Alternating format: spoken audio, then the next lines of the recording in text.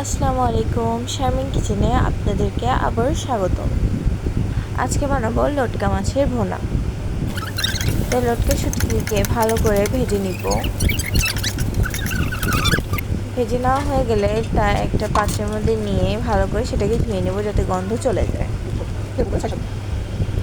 তারপর আলু আর বেগুনগুলোকে কেটে নেব।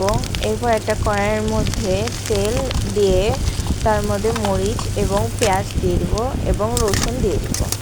দিয়ে ভালো করে নাড়াচাড়া করে নেব। নাড়াচাড়া হয়ে গেলে তার মধ্যে তেজপাতা দিয়ে দেব। তেজপাতার সাথে জিরাও দিয়ে দেব। এরপর ওর মধ্যে সামান্য পরিমাণে পানি অ্যাড করে দেব। পানি অ্যাড করা হয়ে গেলে এর মধ্যে বাটা কষা দিয়ে ভালো করে নাড়াচাড়া করে নেব।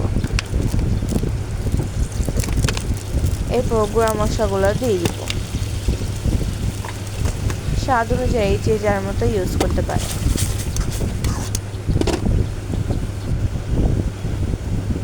ভালো করে নাড়াচাড়া হয়ে গেলে এর মধ্যে লটকা মাছগুলো দিয়ে দিব।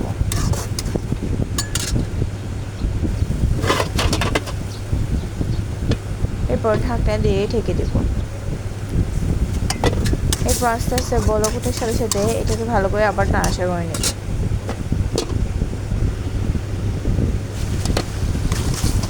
এরপর এটার মধ্যে বেগুন এবং আলু দিয়ে ভালো করে নাড়াচাড়া করে নেব।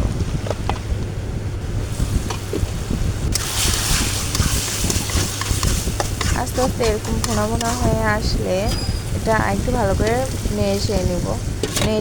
নিয়ে ওর মধ্যে পানি দিয়ে দেব।